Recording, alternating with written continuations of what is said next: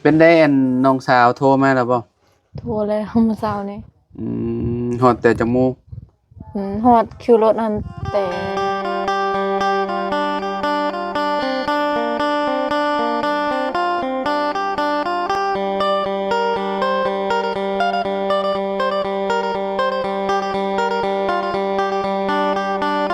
กราบสบายดีสวัสดี FC เบิร์ดสุขุสุคนเนาะบ่ว่าสิอยู่ในและก็ต่างประเทศเด้อพี่น้องมาพบมาพ้อกันกับเฮาคือเก่าคือเดิมเนาะเพิ่มเติมคือเขามาหาน้องหัวเพิ่นพี่น้องอยู่พี่แหละพี่น้องเนาะมาถามข่าวเนาะน้องจันเพิ่นเนาะพอดีว่าน้องจันเพิ่นไปเฮ็ดเวียกได้พี่น้องเมื่อวานนี้เนาะยังเหลือแต่เอื้อยเนาะยังบ่ได้ไปพี่น้องเอ้ยเนาะก็บ่ฮู้ว่าน้องเพิ่นมื้อใดสิไปเนาะทางน้องหัวเนาะพี่น้องเนาะเอาโอเคเดี๋ยวเนาะมาโอลมกับน้องเพิ่นก่อนพี่น้องโดยพี่น้องเอ้ยเนาะตอนนี้ก็เนาะมาพูดมาคุยกับน้องเพิ่นเนาะโดยเนาะพี่น้องเนาะขออนุญาตเด้อแนมไปสวนนั่นเหรอวะหมักแตงเขียวแห้งเลยพี่น้องเอ้ยเนาะบ่ได้ใส่ปุ๋ยยังบ่หัวบ่เขียวอีหลีเนาะ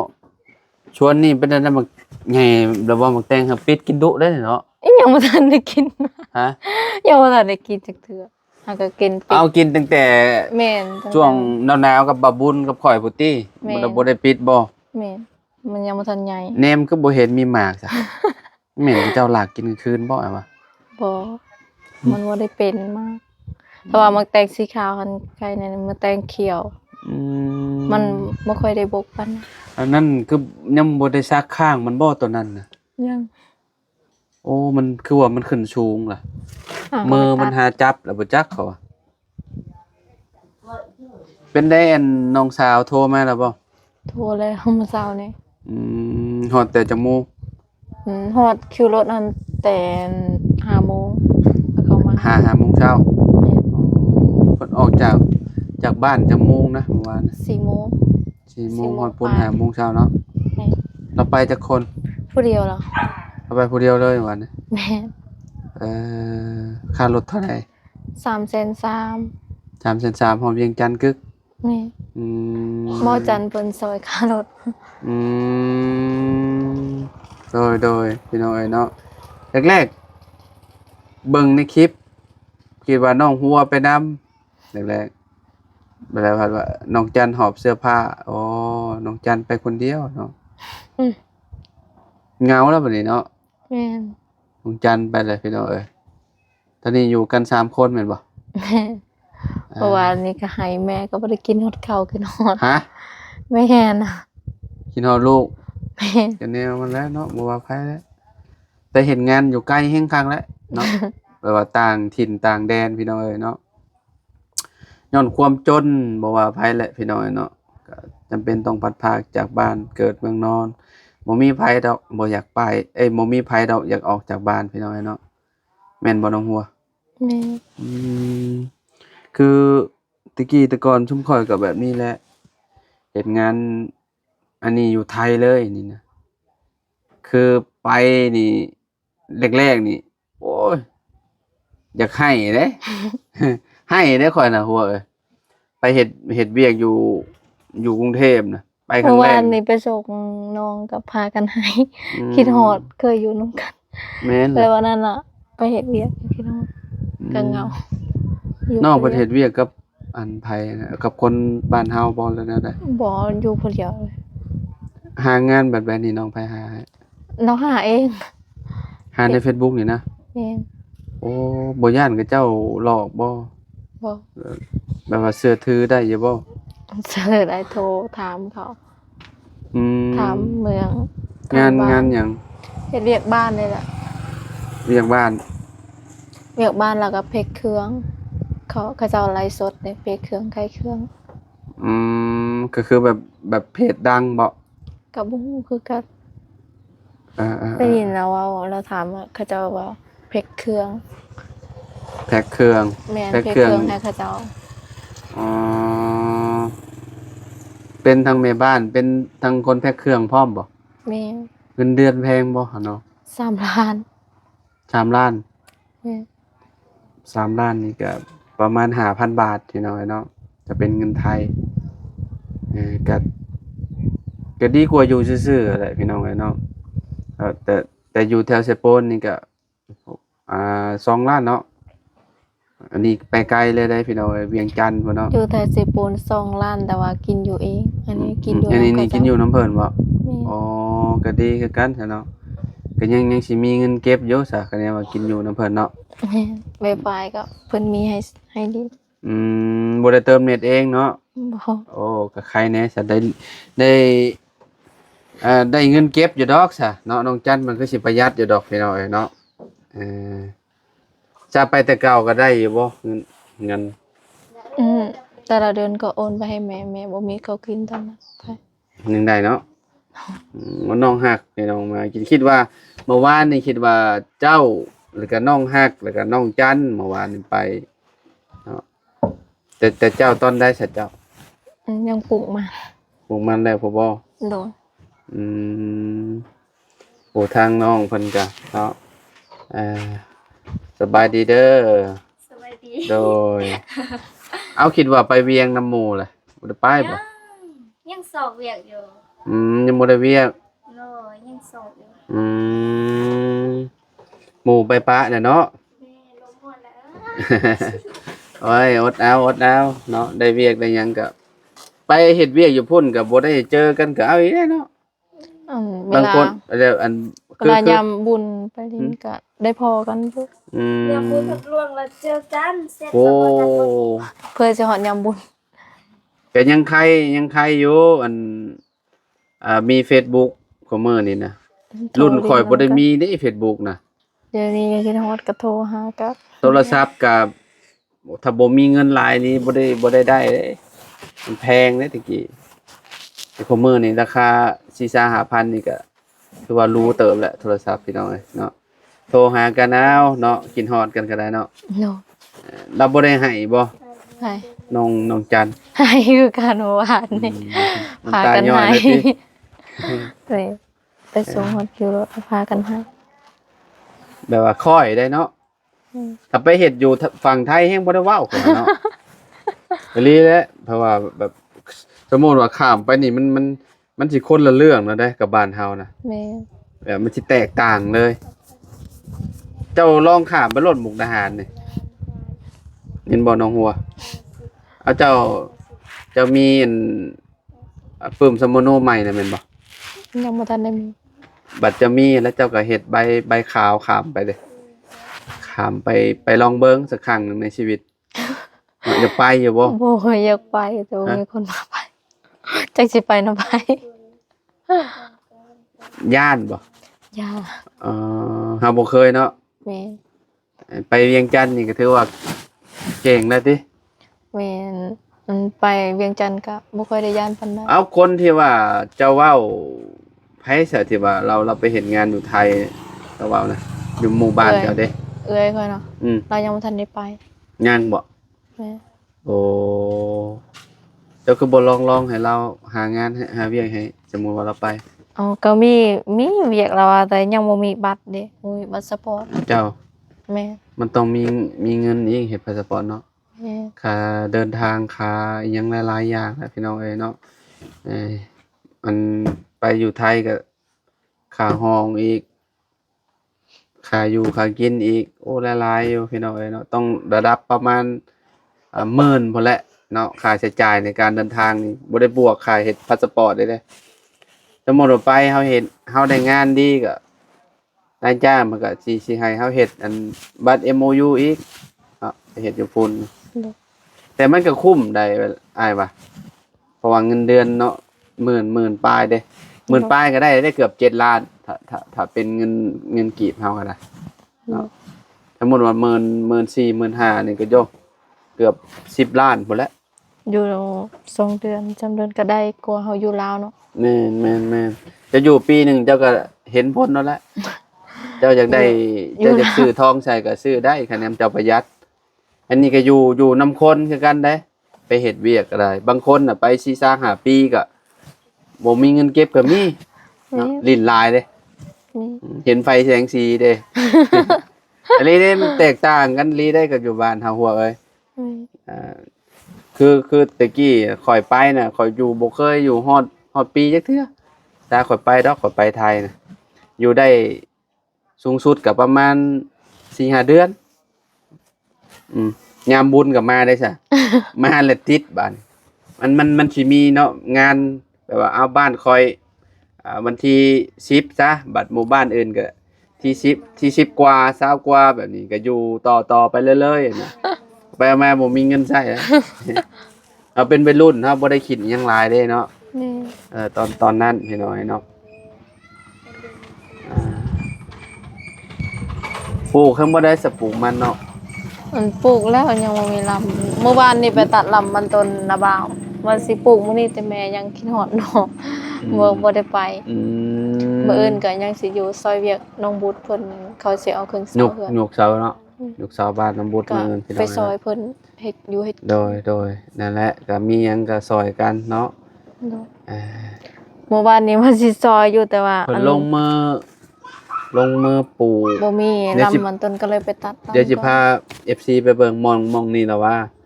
มองที่ชุมข่อยไปถ่ายนี่แล้วว่าอืมข่อยถามโยมเมื่อวานถามน้องบุตรอยู่ว่าน้องหัวเพิ่นไปไสว่าพอดีว่าชุมอ้ายมาแจกอันน่ะเด้เมื่อวานแจกเสื้อผ้ามองเฮือนเพิ่นนั่นแหละเนาะแจกเสื้อผ้าสิแล้วเลยแหละบัดนี้ว่าโทรศัพท์เสียว่ะ เพิ่นว่าโทรศัพท์เพิ่นเสียให้มา ให้เทให้ว่า ให้แท้ให้ว่าสุดท้ายเพราะว่า ลืมไว้หมองล่างถ้วยผม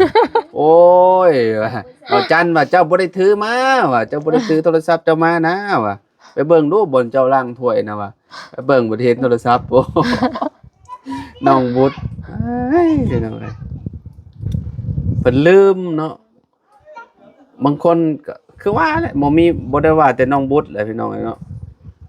บางทีเฮาลืมกับสิคือกันนั่นแหละมาแล้วว่าพากันหาประกาศหาห้องไผได้เก็บเอามาคืนเด้อว่าเพื่อจะได้โทรศัพท์เครื่องหนึงก็แม่นความเพิ่นนั่นแหละเนาะน้องหัวเนาะเพื่อที่เฮาหาเงินได้โอ้พี่น้องเนาะราคา 3-4 ล้านบัดนี้โอ้ถ้าเฮ็ดเวียกอยู่บ้านเฮานี่ก็ยังยากเติบแหละเป็นแนวใดเพิ่นคือตัดสินใจไปอันเฮ็ดเวียกอยู่เวียงจันทน์เนาะเพิ่น อยู่เพื่อนเรา เพิ่นมีความฝันอยากได้หยังอยู่บ่ ความฝัน ความฝันน้องจันทน์ อยากมี เพิ่น หา ว่าให้ฟังอยู่บ่ฮะ อยากมีหา อ๋อความฝันอยากจะเปิดห้านเปิดบ่นี้แล้วติ ฝันไว้ซื่อๆบ่มีวันเป็นจริง ฮะ ว่าฝันไว้ซื่อๆบ่มีวั ฝัน น ว่า เป็น ซื่อ นี่ ๆบ่แน่ได้คนเฮาน่ะมันแนมไอ้เบิ่งอนาคตตัวเองยังบ่ได้เด้อันไปผัดจวดจ้าดได้เงินหลายโยคักเลย ก็สิมี ปีหนึ่งได้จัก เดือนหนึง3 ล้าน ซื้อ เดี๋ยวนี้อันยังมีเข้าอยู่2 สอบ3 สอบหมดเข้าจังหน่อยก็โอนให้ สมมุติว่าข้าวเบิดก็ต้องฝากเงินมาซื้อข้าวเนาะ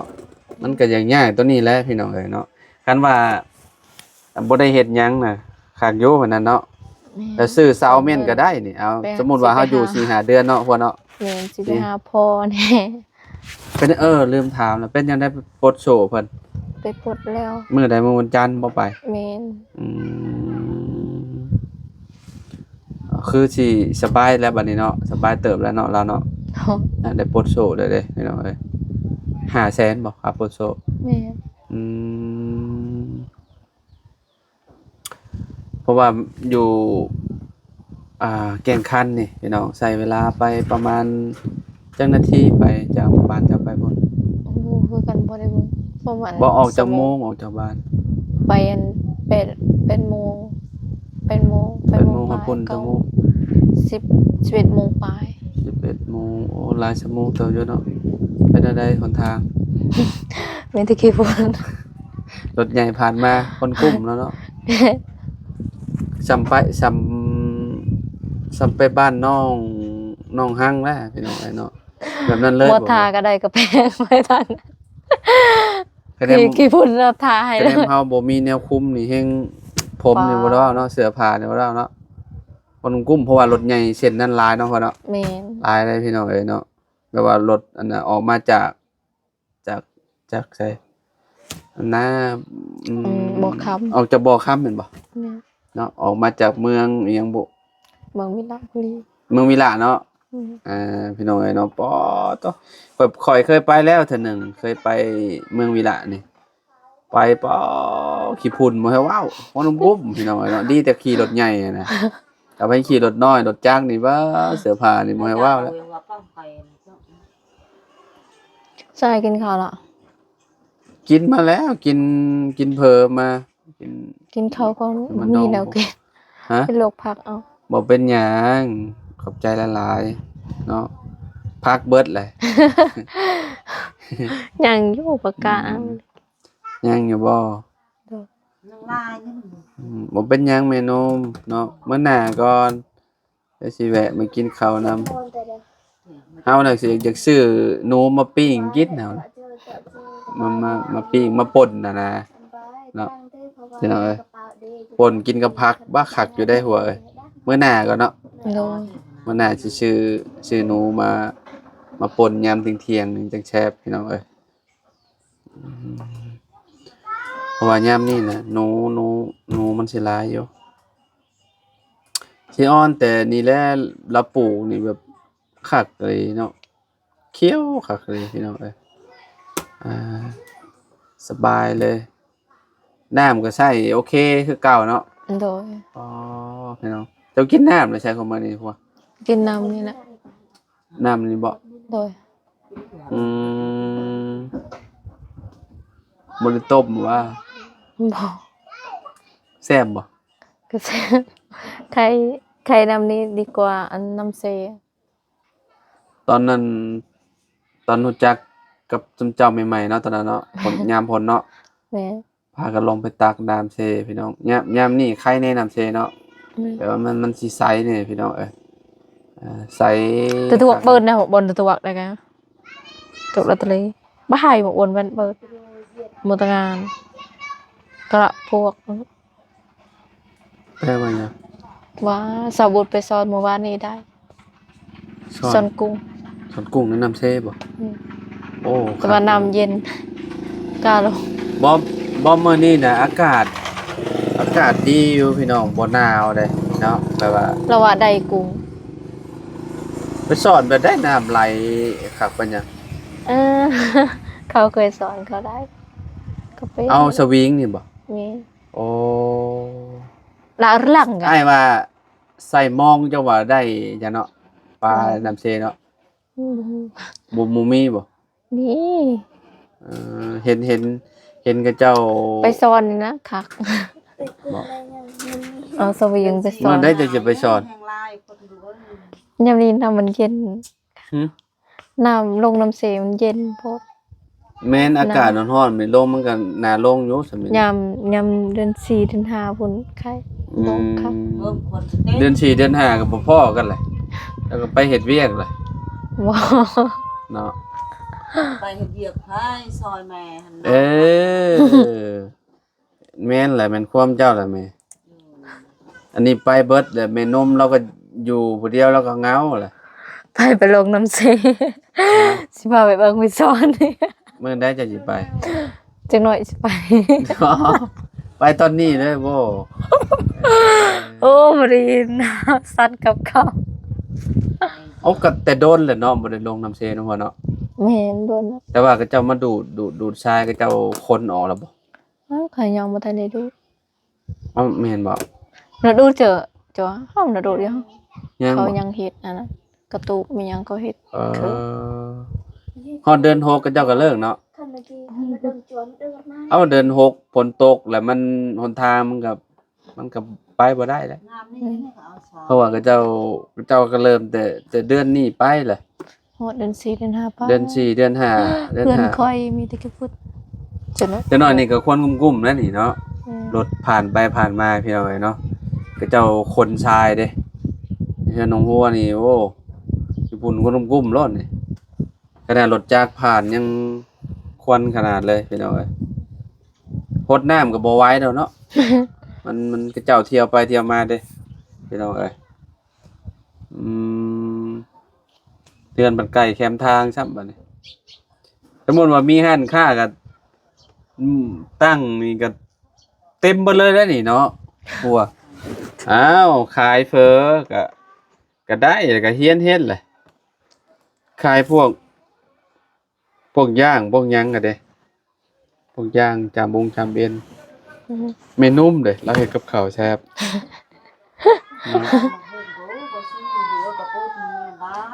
สิเปิดห้านตำบักหุ่งครับ ตามมะฮงเนาะ น้อยแกเขา ให้เมนุ่มเราโซชิมือเลย ขายตามมะฮงขายปิ้งปลาขายจามเอ็นอันนั้นหมู่ในนี่ยังอันนั้นอยู่เนาะพ่อเนาะ อืม พระเจ้ายังเปิดขายอยู่บ่ เปิด ที่ว่าค่อยเข้าไปซื้ออันน่ะให้น้องอันน่ะได้ แม่นเขาเปิด แต่เขามี2หาดบางทีเขาเปิดอยู่ ลงมาก่อน เปิดอยู่อันนั้นไงอยู่บ้านกะแลงอะ อืม ก็ใส่ เขา ลง มี มาก่อน 2หาดแม่น คะแนนว่าบ่อนได้แซ่บก็เจ้าก็สรรหาซื้อเลยพี่น้องคนน่ะไก่สำใดก็มากินอันนั้นมันแซ่บเนาะแม่นแล้วบ่ แม่ เราลงมือแล้วบ่ซะเราเฮ็ดเวียกแล้วบ่น้องเจ้ามื้อนี้หยุดบ่ว่าจังได๋ บ่ฮู้ยังบ่ทันได้โทรแล้ว เขาเบียดเด้อ ตาเวียกเจ้า เฮ็ดแล้ว เฮ็ดแล้ว อ๋อไปฮอดแล้วก็เฮ็ดแล้วเนาะโอ้สุดยอดเลย เขาแบบซ่อนเฮ็ดเลย ฮอดแล้วก็สอนเฮ็ดเวียกแล้วเนาะคนเพิ่นเอาจักคนจากคนงานบ่เราไปเฮ็ด 2 2 กับลาวนี่บ่ แม่น แล้วว่าเอากับ อีป้าในกระดาษ หมู่กับน้องฮักบ่แล้วเนาะ ไม่ชอบทำนะใหญ่ๆเลย เอาจังไดก็อยู่ดีมีแฮงเนาะสู้ๆต่อไปเนาะคนอยู่บ้านก็ได้เนาะแม่นมเราก็ยังกินฮอดลูกสาวเราอยู่เราอ่ะเนาะมื้อนี้พักผ่อนก่อนเราอ่ะเนาะมื้ออื่นจะสู่งานใหม่มื้อน้องก็ไปซอยเวียงน้องบุญเนาะมื้อเนาะ โดย ยกเคือนยกซานเราพี่น้องเอ้ยเนาะจังไดก็แสดงความยินดีกับน้องบุญเพิ่นอีกเทื่อนึงแล้วก็เนาะ เตะจ้า มานี่แหละมาพูดคุยกับน้องหัวเพิ่นน้องหัวเพิ่นก็อยู่นี่แหละซอยเวียกซอยหยังแม่พี่น้องเอ้ยเนาะเพราะว่าในเฮือนก็บ่ได้มีไผเนาะพ่อเนาะ โดย ดีแล้วล่ะเนาะน้องก็ยังน้อยๆนึงพี่น้องเอ้ยเนาะยังเฮ็ดเวียกเฮ็ดหยังบ่ได้ซ้ำป้าให้แม่เฮ็ดผู้เดียวก็ยากแน่เนาะปลูกมันนี่ก็หนักพอสมควรได้เนาะ แม่นผู้เดียวปลูกมันก็บ่ไหว อืมเวลาเฮาซัก ไหว ข้าว อยู่แต่ว่า ซักหยัง มันซ่ามันผู้เดียวเฮ็ดมันก็ซ่าสิตัดในสิปลูก ซักข้าวพร้อมแบบนี้เนาะได้หลายอย่างเนาะ แม่น โอ้พี่น้องทางให้ใหม่อยู่บ่หัว บ่ อืม พอฉลาดอยู่น่ะ